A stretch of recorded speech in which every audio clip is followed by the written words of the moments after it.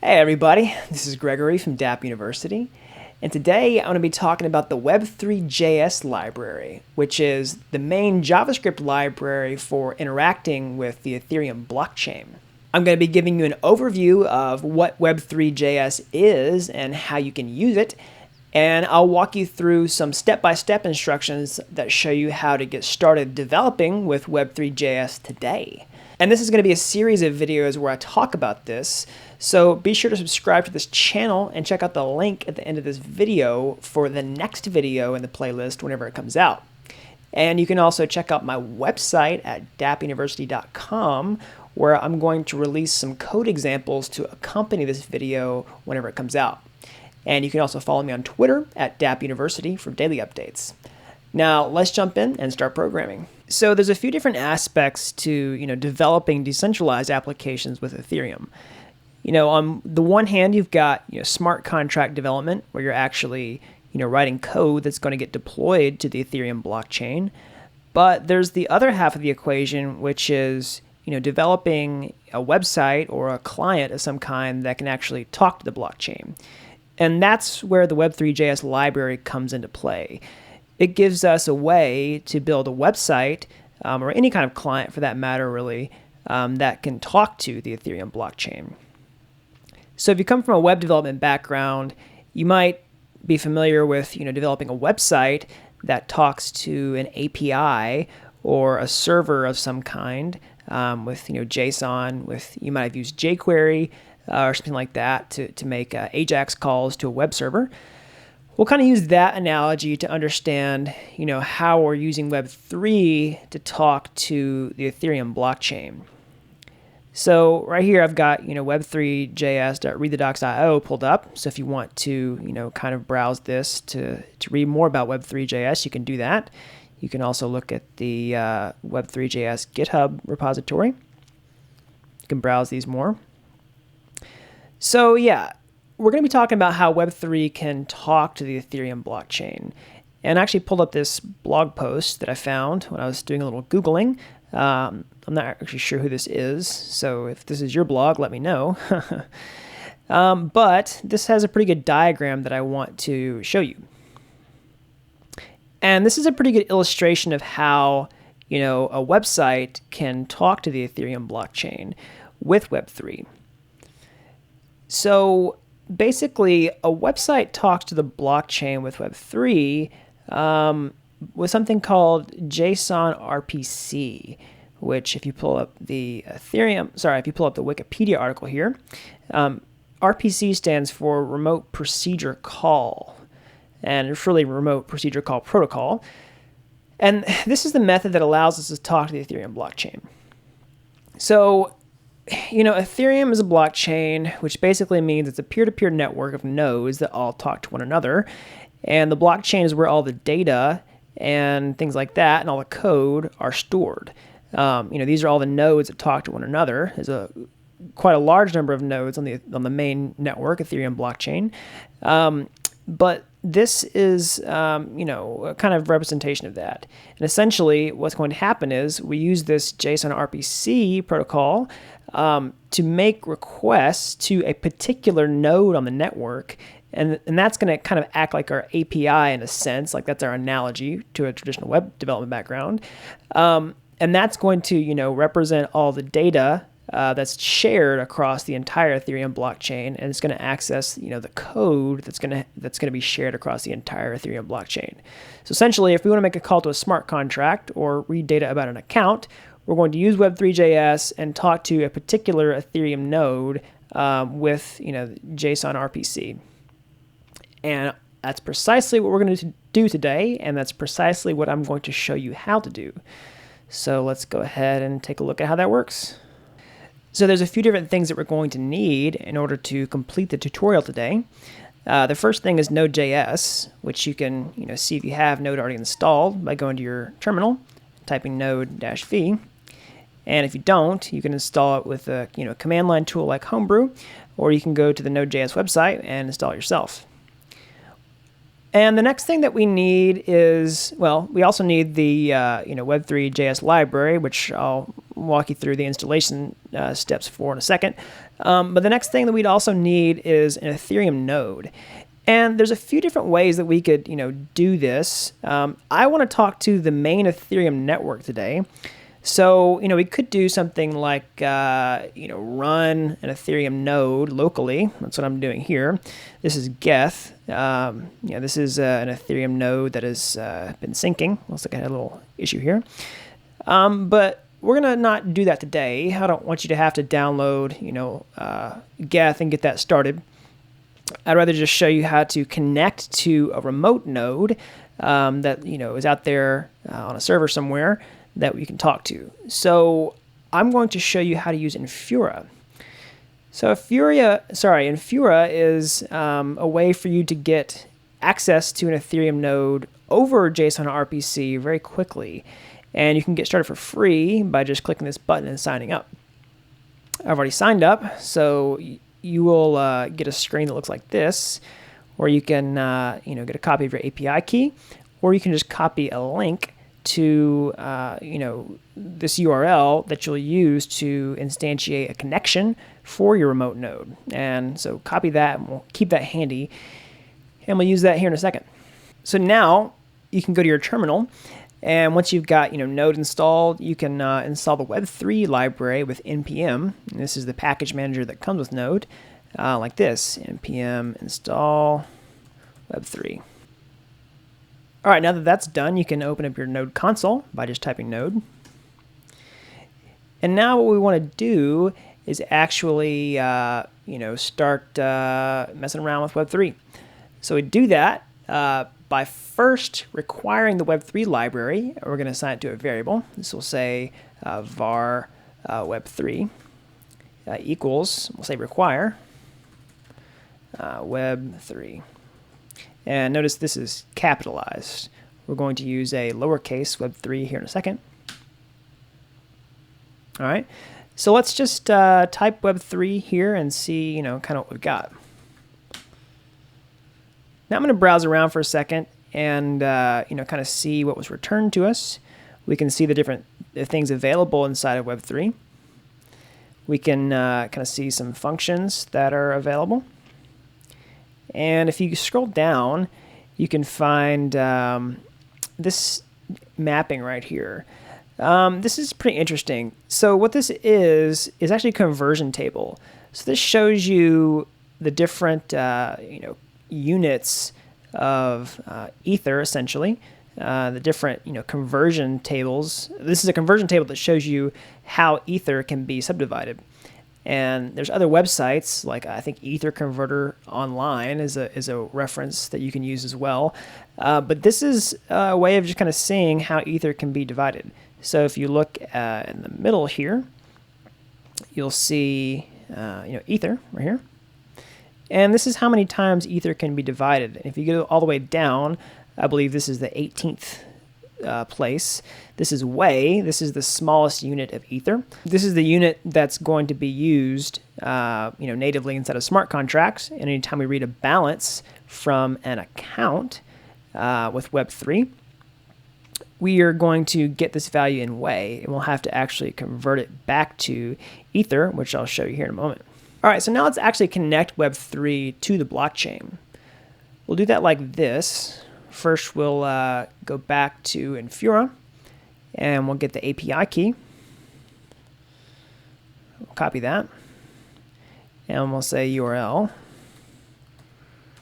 equals.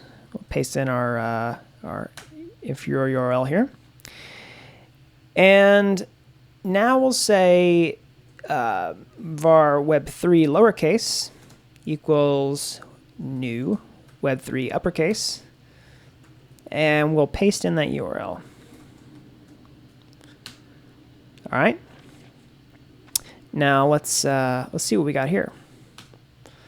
All right. We can see more functions and properties that are available inside this Web3 object. And there, you could browse around in this pretty much all day and read about the different things that you can do with Web3. But I'll just show you a couple. Today, what we're going to do is actually kind of talk about interacting with accounts with Web3. So if you're coming from a web development background, if we look at that blog post that I showed you earlier, this is the Ethereum network, right? Like, instead of using a web application where, a centralized server would store your account information, like your username and password, when you're using, the Ethereum blockchain and you're using, a website that would talk to the Ethereum blockchain, you have an account, right? But it doesn't live on a server. Your account actually, represents you as a user of the network. It's going to be this really long string of characters that, represents, your user. And that's going to be the same from, web application to web application that talks to the blockchain. It doesn't live on a server. It lives on the blockchain. So what we're going to do today is kind of show you how to, get information about your account, right? So first of all, what we want to do is actually, find an account. And in order to do that, we're going to use a website called Etherscan. So if you're not familiar with Etherscan, it's a very handy tool. So Etherscan is a blockchain explorer, and it essentially allows you to read all kinds of data about the Ethereum blockchain. It allows you to see all the block information, anything with an address. You can read information about it. You can read token balances. You can look up smart contracts, things like that. So what we want to do is actually find an account on Etherscan and start reading data about it. Because we pulled up this Web3 library that's actually connected to the main Ethereum network. Now we can explore on the main Ethereum network and find an account that's connected to the network and read some information about it. So I thought it'd be interesting to go to etherscan.io/accounts and find some pretty rich accounts, maybe a whale, if you will. So let's just take maybe the third largest one here and click on it. We'll copy the address. And we can see the transaction history here. They've been moving around a lot of Ether lately. Well, this is a long time ago. Let's do a more recent one. Let's do this one. All right, this one's pretty current. So they got about $743 million here. So we'll copy this account address. We'll go back to our client here. Let's say var address, and we'll paste this in. I'm actually going to read the balance of this account. So we'll do that like this. We'll say Web3. We'll say ETH. Now ETH is the object that's going to contain a lot of functions that are going to allow us to interact with Ethereum.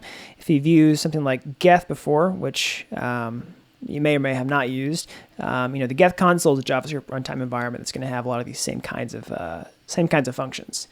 So we'll say web3.eth.getBalance, and we'll pass in the address. And what this is going to do is accept a callback function. And the first argument is going to be an error. And the second argument is going to be a balance. We'll say bal. I'm going to pass in an arrow function. And what we'll do is we will say, balance equals bal. All right. So what we can see here is that I've assigned the balance of this account to a variable. So, this is basically a way that we can read how much Ether is in the account. But this number right here doesn't actually correspond to the amount of Ether, right? It actually corresponds to the amount of Wei, which is kind of what I was showing you earlier. So Wei is the, smallest denomination of Ether. It's kind of like if you divided a US dollar to its smallest amount, you get a penny. That's kind of what Wei is with Ether. So if you go back up to our previous example where I showed you this table, and you can see Wei is down here and Ether is here. or sorry, here. So what we can do is actually convert this to Ether with a utility. So Web3 has a utils namespace. So, we did web3.eth a minute ago. Now we can do web3.utils. And we can say from way, right? So we want to convert a unit from way. We can say, the balance. And we can tell it, what we want to convert it to. We can say Ether. Boom, there we go. So this is the amount of Ether that's in the account that we just copied from the main Ethereum network. And if you pull up Etherscan, you can see that this number is the same. It's 1.3 million. Yeah, 1.3 million Ether, which currently looks like, $750 million. It's a lot. So yeah, you can also convert this to other stuff, like I believe Gwei is an option. Yeah. So Gwei is, another subdivision of Ether. It's a larger, factor of Wei. You can see it here. You'll see Gwei a lot when you're calculating gas on the Ethereum network. Probably capital G is what we actually want. See this. Yeah, there you go. All right, so that's how you can read data from an account with the Web3 library. And something else I can show you now while we're here is you can actually create an account with Web3. So, when you're using the Ethereum blockchain, like I said, when you have an account or an address, right, like that's your, user of the entire network. And, this string that I pasted here earlier is your address, which is a representation of your public key. And there's also something called a private key, which is kind of like your password in a sense. Basically, it's something that gets run through a hashing function to represent your public key. And this is actually a subset of that. So what I'm about to show you is going to reveal your private key. So I don't really recommend that you do this. This isn't the best way of doing this, but I just wanted to show you that you can do it. So you can actually create an account with Web3 like this. So you can say, web3.eth.accounts, create, call it a function. And there you go. You have a brand new account on the Ethereum blockchain. And this is on the main network. So if you're watching this, do not use this account because anyone who's ever seen this video will know the private key, which is essentially your password. So if you were going to use this and store any amount of Ether, they could steal it. So don't do that. But that's how you would do this with Web3. And there's lots of better ways, but I just wanted to show you the capability at the moment. And while we're here, just as a bonus, we're talking about connecting to the main Ethereum network, to a Ethereum node with JSON RPC. And I wanted to show you how you can connect to, a local private Ethereum network for your, own development purposes with Web3 if you wanted to do that. If you wanted to deploy a smart contract to a local private blockchain or something like that, you may want to connect to a blockchain locally. Now, like I said earlier, you can do that with Geth. But instead of showing you how to get started with Geth, it can be complicated and daunting, for the first time user. So I'm going to show you how to do it with Ganache or Test RPC, which it used to be called. You can run this via the command line, or you can run it with this GUI. You might have seen some of my other tutorials where I show you how to use Ganache. So Ganache is basically a private in-memory blockchain. Works a little bit differently than Geth, but it does pretty well for development purposes. So basically, it shows you right here, the RPC server address. This is essentially localhost, port 7545. And, we can copy this and connect to Web3 client, connect to it with a Web3 client. So open back our node console, and we'll say, same thing we did earlier. We said, var web3 equals require web3, and we'll, create a new connection. Var web3 equals new web3 HTTP, paste that in. and do this. All right. And then what we can do is say, open Ganache back up. We can take this address right here and copy it. And we'll just say web3 eth.getBalance. We'll pass in that address. And we'll pass it the callback function. We'll say, we'll call this way. And we'll say web3.utils.fromWay. And pass in the way. And say ether. And we'll, I think I got that right. Oops. I made a little error here, guys. Sorry, a typo. This will be web3.utils.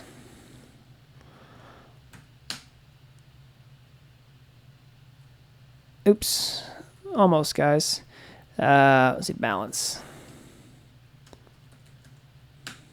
All right, let's see what the balance is. Boom, there we go, 100, which is exactly what this reads in Ganache, so 100 ETH. All right, so that's it for our introduction to the Web3 library about how you can, read account balances. So be sure to subscribe to the channel and check out the next videos in this series, where I'll be talking about how you can, write data to the blockchain and read, information from smart contracts and work with smart contracts and look at blocks and things like that. And I haven't totally decided where we're going to go with this yet, but yeah, we'll definitely kind of dig into Web3 more and cover some more topics. But I hope you enjoy this introduction. So like I said, be sure to subscribe to the channel. And until next time, thanks for watching Dapp University.